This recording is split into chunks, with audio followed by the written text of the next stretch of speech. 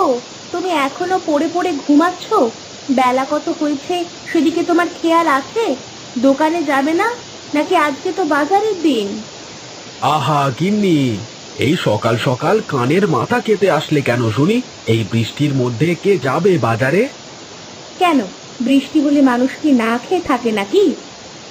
কেন মানুষ আবার বৃষ্টির দিনে না খেয়ে থাকতে যাবে কেন? বৃষ্টির দিনে তো মানুষ বাড়িতে বসে ভালো মন্দ খায়, তাই না? বৃষ্টির দিনে মানুষ যখন ভালো মন্দ খায় তখন বেশি করে কাজ করতে হয় নিশ্চয়ই। কাজ না করলে খাবারটা আসবে কোথা থেকে শুনি? না না, দিলে তো দিলে, একদম মুডটা নষ্ট করে দিলে। কি সুন্দর শুয়ে শুয়ে জানালা দিয়ে বৃষ্টির ফোঁটা গুনছিলাম, তুমি তো সবটা নষ্ট করে দিলে। হুর! তাড়াতাড়ি উঠে চারটে গিলে নিয়ে বাজারে যাও। বললাম তো বাজারে যাব না। হ্যাঁ, তুমি যাও তো এখান থেকে, আমাকে জ্বালিও না। আমার কথা তোমার মাথায় ঢুকলো না না? দাঁড়াও, দেখাচ্ছি মজা।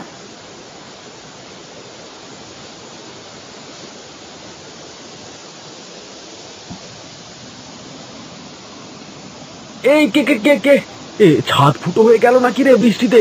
এ কি, তুমি আমার গায়ে পানি ঢেলে দিলে? বেশ করেছি, এখন উঠে বাজারে যাও, নইলে এবার ঠান্ডা জলের জায়গায় গরম জল ঢালবো। এই গোপাল দাদা, গোপাল দাদা, এই দাঁড়াও দাঁড়াও, আমিও যাব। আরে কানাই, আয় আয়, তাড়াতাড়ি আয়। এটা এই বৃষ্টি বাদলের মধ্যে কোথায় চললে দাদা? কোথায় আর যাব বল, সকাল বেলায় বৃষ্টির মধ্যে ঘুমিয়েছিলাম, বউ এসে গায়ের উপর পানি ঢেলে দিল। হ্যাঁ, তোমার তো গায়ের উপর পানি ঢেলেছে, তাও আমার বউ তো গরম খোঁচা নিয়ে এসেছিল। বলিস কি রে, একেবারে গরম খোঁচা? তা নয় তো আর কি বলছি।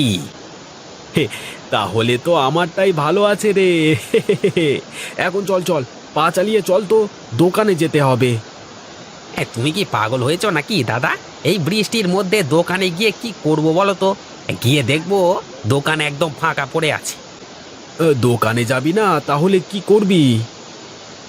তোমার কাছারি ঘরেই যাই বরং, সেখানে গণেশও থাকবে, তিনজনে মিলে বসে আড্ডা দেওয়া যাবে। হ্যাঁ হ্যাঁ, তাই চল তাই চল।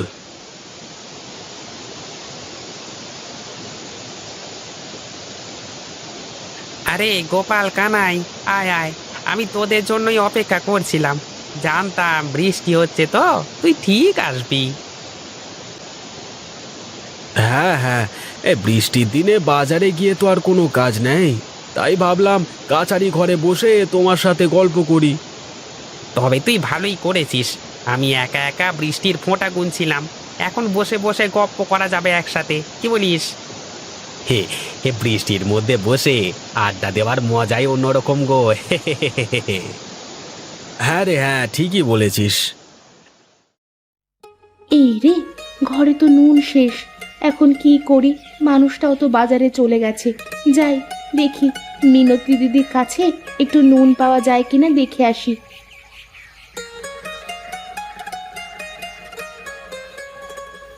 এই দিদি, মিনতি দিদি, বাড়িতে আছো? হ্যাঁ রে হ্যাঁ, আছি, আসছি। কি ব্যাপার মালতী, তুই আয়, ভেতরে আয়। না গো, আমি আর ভেতরে যাব না। তোমার কাছে একটু নুন হবে গো দিদি? বাড়িতে নুন শেষ হয়ে গেছে, আমার মানুষটাও বাজারে চলে গেছে, এখন তো রান্না করতে হবে। হ্যাঁ, তুই আয়, ভেতরে আয়, আমি তোকে নুন দিয়ে দিচ্ছি। কি করি বলো তো দিদি, মানুষটা একদম কাজবাজ কিছুই করতে চায় না, প্রতিদিন বকে বকে তারপরে কাজে পাঠাতে হয়। তুই কার কাছে কি বলছিস? আমি তো আজ সকালে গায়ের ওপর জল ঢেলে দিয়ে ঘুম ভাঙিয়ে বাজারে পাঠিয়েছি। আমিও তো গরম খোঁচানি হাতে নিয়ে গিয়েছিলাম, তারপর ঘুম থেকে উঠলেন মহারাজ। এই গাঁয়ের বেটা মানুষেরা যে এত কুঁড়ে, সে কথা আর কি বলবো। হ্যাঁ রে হ্যাঁ, সে কথা আর বলিস না রে তুই। আমাদের মহিলা মানুষের গুণেই সংসারটা কোনো রকমে টিকে আছে। এখন মনে হচ্ছে আমাদেরই কিছু একটা করতে হবে, না হলে আর সংসারটা চলবে না। ঠিক আছে দিদি, আমি এখন চলি, পরে এক সময় এসে গল্প করব। আচ্ছা ঠিক আছে, আয়।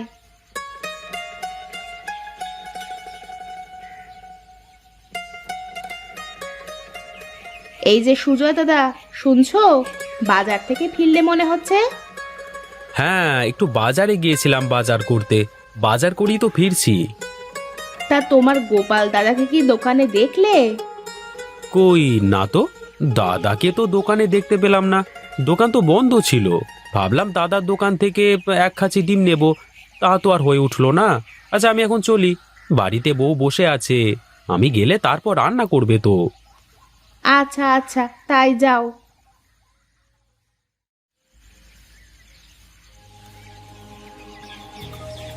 এই রে, এ গিন্নি কি বুঝে গেছে নাকি আমি দোকানে যাইনি?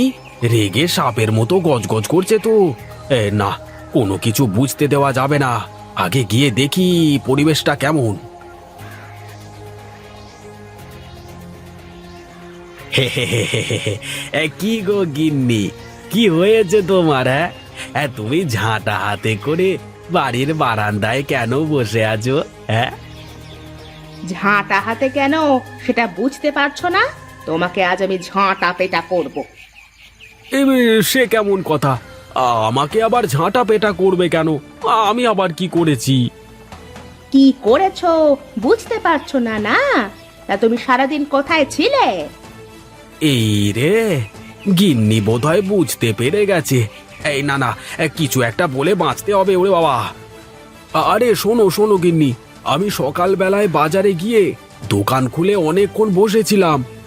পরে বাজারে কোনো লোকজন না দেখে দোকানটা বন্ধ করে বাড়িতে ফিরতেই যাচ্ছিলাম, এমন সময় এই কানাই আর গণেশের সাথে দেখা হয়ে গেল। তাই ওদের সাথে গল্প করছিলাম আর কি।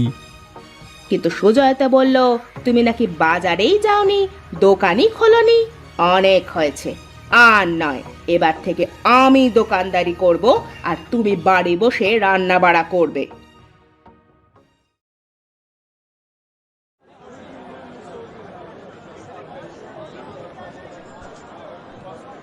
কি ব্যাপার মেয়েরা, তোমরা দোকানে কি করছো? তোমার স্বামীরা কোথায়? আগে আজ থেকে আমরা দোকানদারি করব জমিদার মশাই, আর আমাদের স্বামীরা ঘর সামলাবে। না না না, এ হবে না। মেয়েদের কাজ ঘরে থাকা, বাজারে দোকানদারি করা নয়। আমি থাকতে আমার এই বাজারের মাটিতে কোনো মেয়েরা দোকানদারি করতে পারবে না। এখন বাড়িতে গিয়ে তোমাদের স্বামীকে দোকানে পাঠিয়ে দাও, যাও। কিন্তু জমিদার মশাই, স্বামীরা ঠিকঠাক কাজ করে না, ওরা যে খুবই অলস। সে যাই হোক না কেন, তোমরা এক্ষুনি বাড়ি যাও, আর কখনো বাজারে পা রাখবে না, ঠিক আছে? এখন কি করবি রে দিদি? জমিদারের কথা অমান্য করে বাজারে তো আর দোকানদারি করা যাবে না। হ্যাঁ, তাই তো। কিন্তু কিছু একটা তো করতেই হবে আমাদের। কিন্তু কি করবি? বুদ্ধি পেয়েছি। জমিদার বাবু আমাদের বাজারের মাটিতে পা দিতে নিষেধ করেছেন। আমরা এক কাজ করি, পানিতে দোকান বানাই।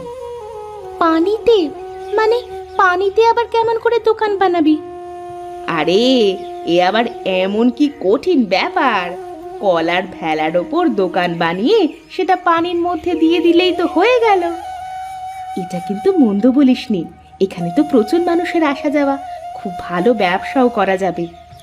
হ্যাঁ রে, ভাসমান দোকানের জন্য অনেকেই আসবে আমাদের দোকানে। তাহলে আর দেরি কেন? চল চল, কাজে লেগে পড়ি। চল, এখন বাড়িতে চল, কাল সকাল থেকে কাজ শুরু করা যাবে। আচ্ছা ঠিক আছে, চল। এই কানাই, আমাকে কলার গাছগুলো দে দেখি। সবগুলো বাঁশের সাথে বেঁধে ভেলা বানাতে হবে। হ্যাঁ হ্যাঁ, দিচ্ছি দিচ্ছি। এই নাও দাদা, গাছগুলো সব বাঁশ দিয়ে একসাথে করে বেঁধে ফেলো। আমার হয়ে গেছে, ভেলা একদম তৈরি হয়ে গেছে। হে, আমাদেরও প্রায় দোকান বানানোর কাজ শেষ। হ্যাঁ, যাক, অবশেষে দোকান বানানোর কাজ শেষ হলো। জমিদার মশাই, জমিদার মশাই, আপনি নিষেধ করবার সত্ত্বেও ওরা দোকান দিয়েছে। কার এত বড় সাহস যে আমার নিষেধ করবার পরেও দোকান দিয়েছে? কোথায় দোকান দিয়েছে? চল, আজ আমি ওদের উচিত শিক্ষা দেব। জি বাবু, চলেন।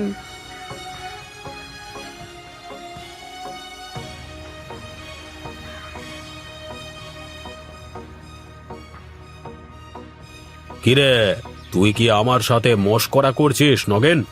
তুই আমাকে কোথায় নিয়ে আসলি? বাবু, দোকানটা এইখানেই তো দিয়েছে ওরা। এখানে দোকান দিয়েছে মানে? আশেপাশে তো কোনো দোকানই দেখছি না।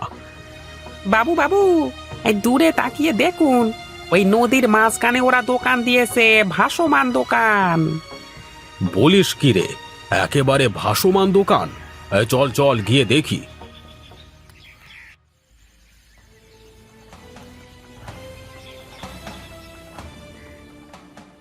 বাহ, কি সুন্দর বুদ্ধি তোদের! পানির উপর যে দোকান বানানো যায় এটা তো জানা ছিল না। খুব ভালো করেছিস, ব্যবসাটা চালিয়ে যা এভাবে। আর যদি কোনো কিছুর দরকার হয় বা কোনো সমস্যা হয় আমাকে বলবি, তাহলে আমি আছি তোদের পাশে, বুঝলি? আপনাকে অনেক অনেক ধন্যবাদ জমিদার বাবু। আসুন, এক কাপ চা খান। আপনি আমাদের দোকানের প্রথম খরিদ্দার। আপনি এটা কি করলেন বাবু? আপনি তো গিয়েছিলেন ওদের শাস্তি দিতে, কিন্তু আপনি এমন কেন করলেন? তোর কথা শুনে জীবনে অনেক ভুল কাজ করেছি, আর ভুল কাজ করব না। এক্ষুনি আমার চোখের সামনে থেকে দূর হয়ে যা, দূর হ। এইসব আপনি কি বলছেন বাবু? আমি কোথায় যাব? এটা তো মাঝ নদী। কোথায় যাবি? দাঁড়া, দেখাচ্ছি। হট! এখন যা, গোপালের ভাসমান দোকানে গিয়ে চা বিক্রি কর।